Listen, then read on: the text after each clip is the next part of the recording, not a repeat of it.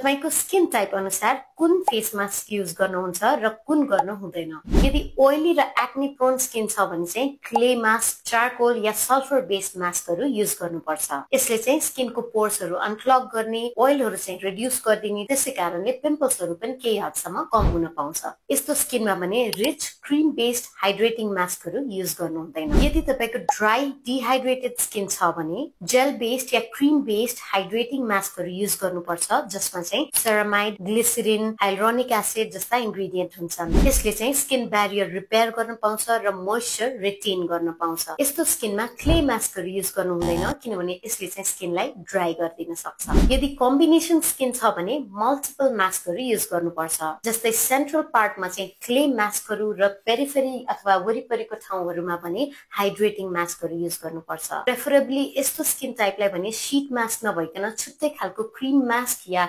Gel based मास्कहरू use गर्यो भने हामीले चाहिँ चेन्ज गरेर रिक्वायरमेन्ट अनुसार युज गर्न सक्छौँ। सेन्सिटिभ स्किन छ भने चाहिँ कामिङ या सुदिङ खालको मास्कहरू युज गर्नुपर्छ र यो जेनरली एलोभेरा बेस्ड मास्कहरूमा हुन्छ। यस्तो स्किन टाइपमा भने बास्ना धेरै हुने या फ्रेग्रेन्स हुने या एक्सफोलिएटिङ मास्कहरू युज गर्नु हुँदैन।